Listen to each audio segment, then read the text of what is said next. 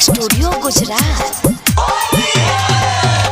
Music director टुनटुन बाबू सालहा हाजीपुर वैशाली।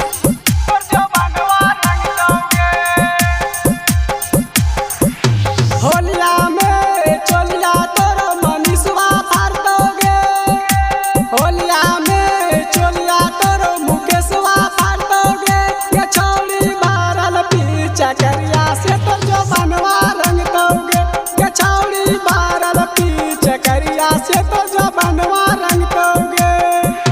होलिया में चोलिया तोरो मनीषवा फाड़ दोगे, होलिया में चोलिया तोरो मुकेशवा फाड़ दोगे।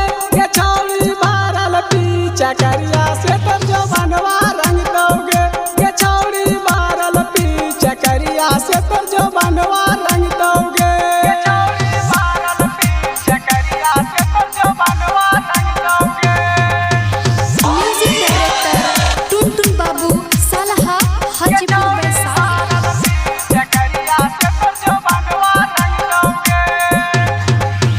होली में छौड़ी तू लेबे त माजा, रोशन पंकज तोरा दे दे तू साजा। कौना छौड़ा नहीं बतिया तोर मानतो, होलिया में छौड़ी सब जतिया तोर जानतो।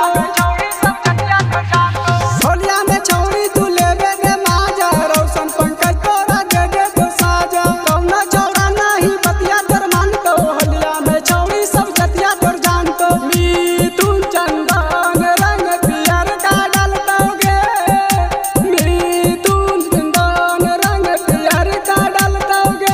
ये छौड़ी भरल पीछा करिया से तोर जो बनवा रंग दोगे, ये छौड़ी भरल पीछा करिया से तोर जो बनवा रंग दोगे।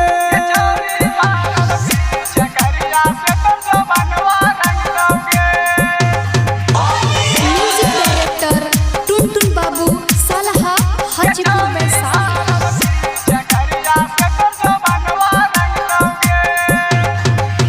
राइटर राजेश सुन मिथुन दीवाना, होलिया में छोड़ी न चलतो बहाना।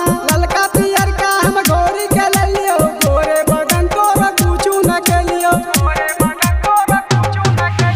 राइटर राजेश सुन मिथुन दीवाना, होली में छोड़ी न चलतो बहाना। ललका पियर का हम घोरी के लियो, गोरे बदन तोरा कुछू न के लियो। लालन मनीष तोरो खजनवा खोलतोगे, लालन मनीष तोरो खजनवा खोलतोगे।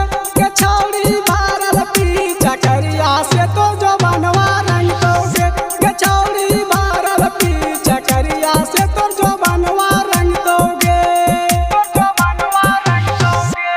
गरिमा रिकॉर्डिंग स्टूडियो गुजरात।